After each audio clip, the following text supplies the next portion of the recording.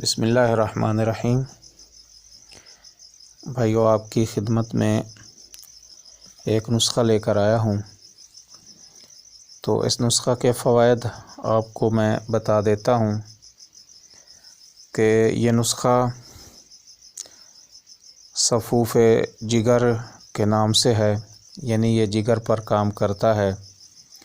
تو اس کے علاوہ قلب یعنی دل کو بھی بہت مفید ہے، تو خصوصاً یرکان، ہاتھ پاؤں کا ورم، چلتے پھرتے یہ جو سانس چڑھ جاتا ہے جس کو دم پھولنا کہتے ہیں، سولکینہ یعنی جو ابتدا ہوتی ہے جب جگر اپنا کام نہیں کرتا، پانی بناتا ہے، تو اس پر بھی کئی دفعہ کا تجربہ شدہ ہے۔ تو یرکان کالا ہو، یرکان پیلا ہو، اس کے لیے بالکل بے خطا چیز ہے، تو بے شمار مریضوں پر تجربہ کیا ہے۔ تو بھائیو، اب آتے ہیں اس کے اجزاء کی طرف۔ تو اجزاء و ترکیب و تیاری یہ ہے اس کی کہ خبز الحدید مصفہ، پوست حلیلہ زرد، پوست بلیلہ، آملہ، یہ چاروں چیزیں آپ نے ایک ایک پاؤ لے لینی ہیں۔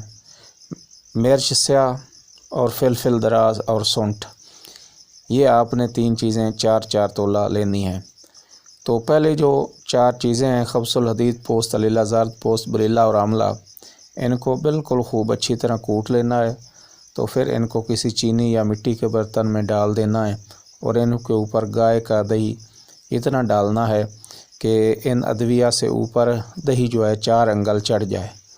پھر کسی باریک رومال سے برتن کو ڈھک دیں اور دن میں 2 بار کسی لکڑی سے ہلاتے رہنا ہے۔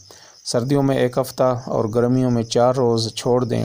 اگر دہی پہلے خشک ہو جائے تو قدرے اور ڈال لیں، اور مدت معینہ کے بعد اس دوا کو کسی بڑے کاغذ پر، یعنی سردیوں میں 1 ہفتہ اور گرمیوں میں 4 دن جب گزر جائیں تو دہی جو ہے نا وہ خشک نہیں ہونے دینا، یعنی وہ دہی اوپر سے ڈالتے رہنا ہے اس مدت کے اندر، جتنا بھی دہی خشک اس میں ہو جائے۔ تو 4 دنوں کے بعد یا 1 ہفتے کے بعد اس کو نکال لینا ہے اور سایہ میں خشک کر لینا ہے۔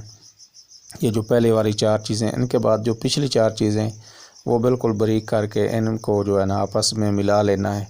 تو بس یہ آپ کا اکسیر یرکان اور اکسیر جگر یہ بالکل تیار ہے۔